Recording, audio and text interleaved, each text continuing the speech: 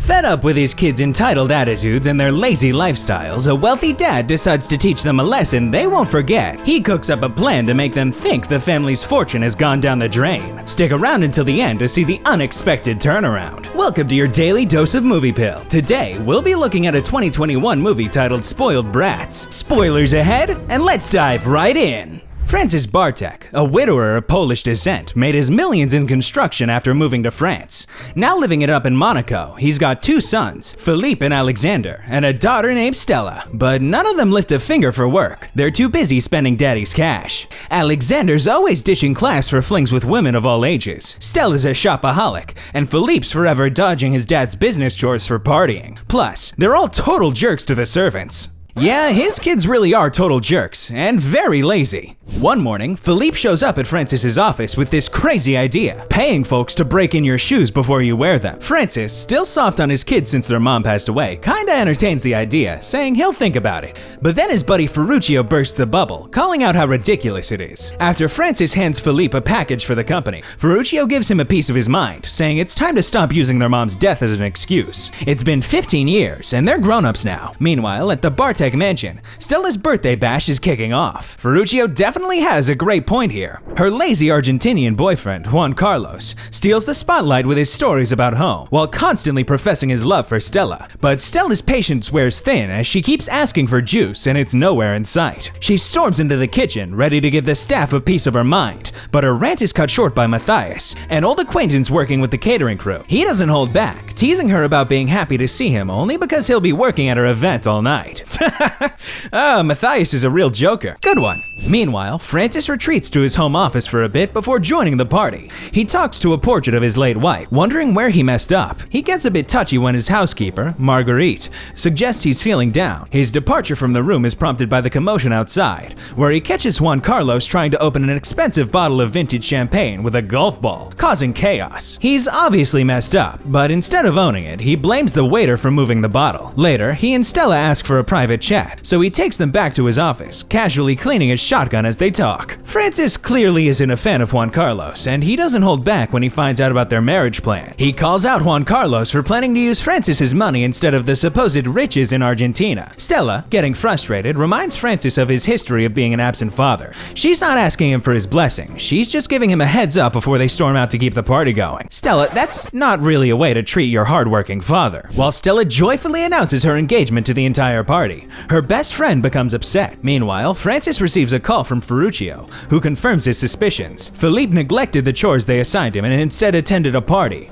as evidenced by a video he posted on social media. Just then, the principal of Alexander's school arrives at the house, furious not only about Alexander skipping classes, but also for his affair with the principal's wife. To everyone's shock, Alexander appears at the top of the stairs, flanked by both the principal's daughters, revealing that he's been involved with them as well. Ooh, that's gotta be very awkward for the principal. The principal tells Francis he's sorry for accepting Alexander into his school as a favor, especially since no one else wanted him. Seeing all his kids in trouble like that is the final straw for Francis. He has a heart attack from all the stress. Later in the hospital, Francis wakes up with Ferruccio by his side. The kids show up too, but instead of being decent, they start bickering over stupid stuff, making Francis's heart rate shoot up again. Ferruccio kicks them out and asks Francis if he thinks his wife would be proud of him. 2 months later, the three siblings rush to the house, freaking out because their credit cards and phones are blocked, and there's no Wi-Fi. Suddenly, cops show up, claiming they have a warrant and seizing their cars. In a bold move, Francis shows up with his shotgun,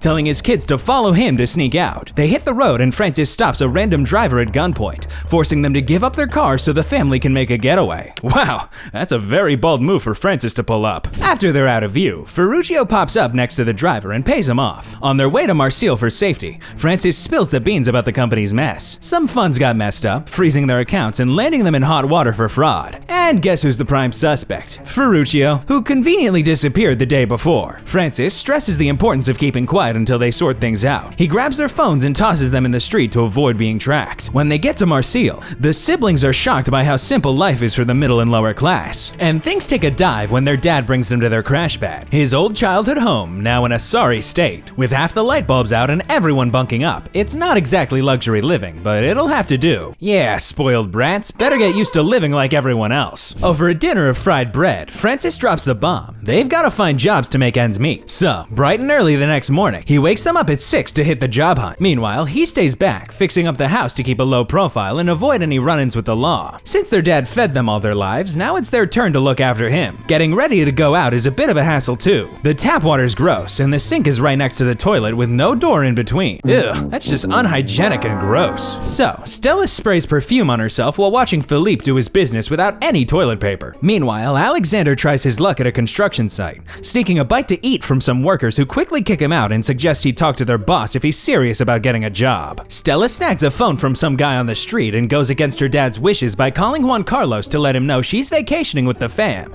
using up the stranger's phone minutes in the process. Meanwhile, Philippe hits up a buddy who's always backed his wild ideas, hoping for some cash to fuel his latest scheme. But his friend admits he thinks Philippe's ideas are straight up silly, and he only went along with them for a laugh during their partying. A while later, both Alexander and Philippe come back home empty-handed from their job hunt. Stella doesn't fare any better on the job front, but she comes back with some fancy shopping bags filled with pricey clothes. Turns out, Stella scored some cash by selling Philippe's watch, but instead of using it for essentials like food, she went on a shopping spree. This sets off a big argument amongst the siblings, and as payback, Philippe dumps soap all over her new clothes. Their fight gets cut short when Marguerite and Matthias unexpectedly show up. Stella had called them earlier. Marguerite brings towels and spare clothes, and Matthias offers Stella a job interview at the restaurant where he works. Marguerite even tries to lend them some money from her savings, but Francis refuses, making her promise to keep quiet about the situation before she leaves. The next day, Stella heads over to the restaurant and scores a trial gig as a waitress. She struggles a bit with balancing the tray and accidentally drops a few things, but she rolls up her sleeves and gets down to washing dishes and prepping fish without too much grumbling.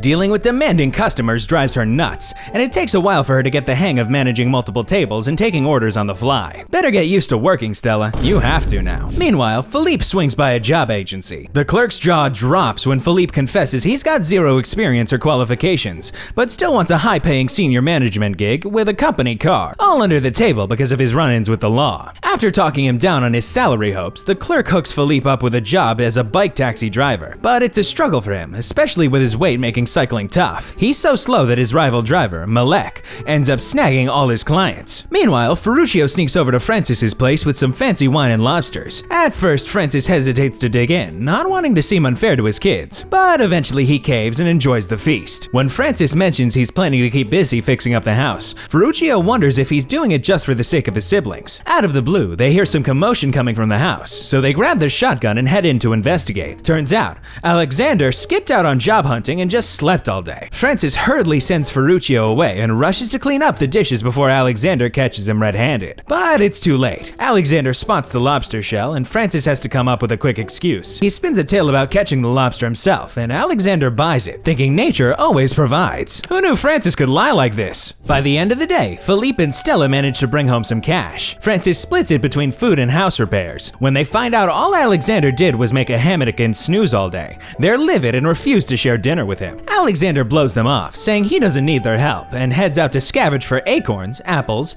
berries, and whatever else he can find around the house. But all those wild snacks end up making him sick later on. The next day, Francis suggests that Alexander can earn his keep by helping him fix up the house. Alexander wonders why Francis never sold the place, especially since they never used it before. But Francis just says it's sentimental. Meanwhile, at the restaurant, Stella gets into a spat with a customer who's super rude to her because his dish is missing an ingredient. Feeling fed up, Stella thinks about quitting, but Matthias reminds her that she's been rude to the waiters in the past, so she shouldn't be shocked to get some attitude in return now. Stella wakes up to reality and decides to stick around and be more down to earth. Matthias gives her a glimpse onto how they handle rude customers. The cooks spit on their food. After that, Stella steps up her game, going the extra mile by mopping floors and tackling dishes as needed. Later that night, the siblings squabble over who's on dish duty, and Philippe accidentally spills the beans about Stella's past struggle with anorexia. Francis is stunned by the news and wonders why she didn't reach out to him for help. The siblings remind him that he's always been absent, listing the times he's missed out because of work. Stella battled bulimia for a year, losing 10 kilos. Alexander got caught with pot and spent a night in jail. And when Philippe was hospitalized for 2 weeks with peritonitis,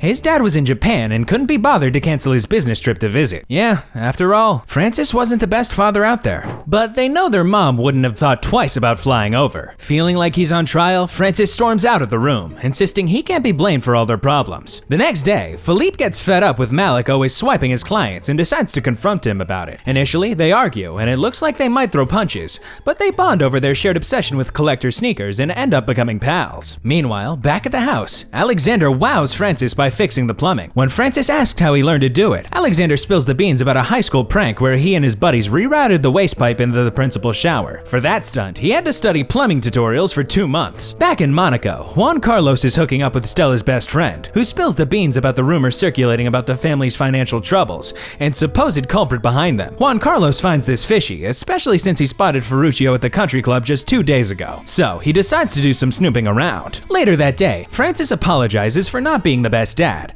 explaining how tough it was for him to suddenly take on the roles of both father and mother. He reveals that they kept their mother's illness hidden to shield them from pain. The siblings feel like their dad thinks they're spoiled and clueless, but Francis reassures them that he's proud of them now. Afterwards, they have a fantastic evening together under the stars, sharing drinks and swapping stories from their younger days. The family starts to settle into their new life, pitching in with chores and sprucing up the house while enjoying each other's company. Stella hits it off with her coworkers at the restaurants, and Malik gives Philippe some pointers on being a better bike taxi driver. They even team up to make some cash off Malik's sneaker collection. But then, Ferruccio calls Francis and warns him to cut it out because Juan Carlos has been poking around. Unfortunately, it's too late. Juan Carlos shows up at the house a few hours later, revealing that he found out about Francis's lie by following Ferruccio. Francis offers Juan Carlos a blank check to get him to leave them alone, but Juan Carlos refuses, saying he genuinely wants to help. When the siblings show up, Juan Carlos reveals he's sold off his properties in Argentina to clear the family's debts, giving them access to their accounts in the mansion again. What a great guy Juan Carlos is. Brilliant. To avoid letting his kids know he lied to teach them a lesson, Francis plays along with Juan Carlos's act and agrees to go back to Monaco. On their way home, Juan Carlos suggests they can now get hitched, and although Stella agrees to a kiss, she seems less sure about it this time. The next day at breakfast, Francis confides in Marguerite about feeling guilty and worrying about Stella marrying someone like Juan Carlos. Marguerite encourages him to come clean. Later, when Francis talks it over with Ferruccio, his friend agrees, so Francis decides to bite the bullet and talk to the kids. Knowing Francis might spill the beans at any moment, Juan Carlos whisks Stella off to elope. Although Stella isn't thrilled, Juan Carlos promises they'll have a proper celebration later. As they head to the city hall, Francis tries calling Stella, but Juan Carlos intercepts and pretends everything is fine, hiding Francis's angry yelling. He hangs up on Francis and tells Stella that her dad is cool with the union, while Francis grabs his son and rushes to halt the wedding. The deputy mayor, who's officiating, happens to be mute, so things are dragging along. Finally, when the ceremony gets going, Stella finds out that Juan Carlos's real name is Kevin Lepoutre. He spins some tale about his dad being a refugee who had to change their name. Despite his story, Stella's family bursts in. Francis spills the beans. Juan Carlos is after Stella's money, and he never actually sold his properties to bail them out. The whole financial crisis was just a story Francis made up to teach the kids a lesson. The cops they saw at their house? Those were just actors. Stella gives Juan Carlos a solid slap for his antics, then storms out of the room with her siblings, all of them swearing off talking to their dad forever. 9 months later, Francis hasn't heard a peep from his kids except for those monthly checks they send him for living in his childhood home. He's been stashing them all in a glass bowl, refusing to cash a single one. After a business meeting with some clients, Ferruccio pulls a sneaky move while driving, taking them down to a different road that ends up leading to Francis's old house. He even has flowers in the trunk for Francis to give to Stella, since it's her birthday. Inside the house, the siblings are all doing great. Philippe and Malek are hustling selling trainers. Alexander's got his hands dirty as a plumber, and Stella and Matthias are gearing up to open their own restaurant. But when Francis shows up, the mood goes south quickly. He notices the awkward vibes and decides to just hand Stella the flowers, say sorry one last time, and bounce. Feeling a bit guilty, the siblings decides to cut him some slack and patch things up. They call him back, invite him to join the party, and decide to celebrate as a family. As the story comes to a close, we see the Bartek siblings finding their footing and making strides in their individual pursuits. Despite the bumps along the way and the rocky relationship with their father, Francis, they ultimately come together as a family. Through trials and tribulations, they learn to forgive and support each other, embracing the bond that ties them together. I rate this movie a 7 out of 10. Comment down below what you would rate it. Looks like this movie pill is starting to wear off. But don't worry, there's always more where that came from. Tap here to keep the effects going with this next movie, because who can stop at just one? And while you're at it, don't forget to like and subscribe, because your next movie dose is just a click away.